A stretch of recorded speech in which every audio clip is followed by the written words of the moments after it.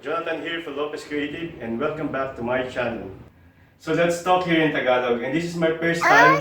Yes, first time. Sa unang pagkakataon na magtatagalog ako dito sa video ito. Kaya nga pala ako gumawa ng video ay nais kong ibahagi sa inyo ang mga sound effects na ating ginawa. Ang mga sound effects na ito ay ang madalas na Tagalog expressions na ating nasasambit sa ating pang-araw-araw na pamumuhay. So ang mga ito po ay original composition, pero pwede pa rin natin siyang gamitin sa ating YouTube video, pero hindi natin siya pwedeng i-upload ng buo or pagrambulin yung mga sound effects para i-upload sa ating videos. Dahil kung hindi, Papatulpo kita!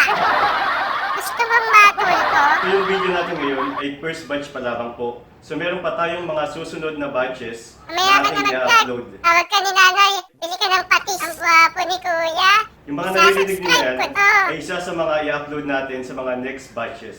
Kaya kung baguhan pa lamang po kayo sa channel ko, paki-subscribe na lamang po at i-ring ang bell for future notifications. Siya nga pala, special credits to the YouTuber Team Pinyaman na nagbigay ng contributions sa mga sound effects na ito. At makikita niyo sila sa kaduluduluhan ng video ito. At muli po, maraming salamat. At heto na po ang ating mga sound effects. Next naman. Ang galing! Ang gulo mo ah! Ang kulit mo! Ano ba talaga? Ano ba talaga? Ano ba yan? Ang lupit mo? Ano na? Ano raw?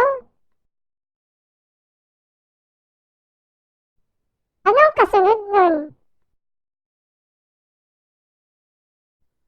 Nangyari?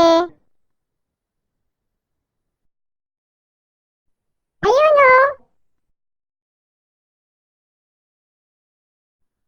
Etong sayo! Etong bagay sa'yo! Ay, naku!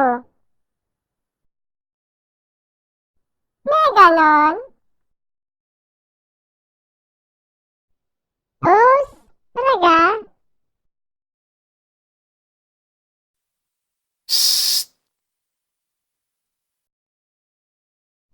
Pwedeng pakiulit?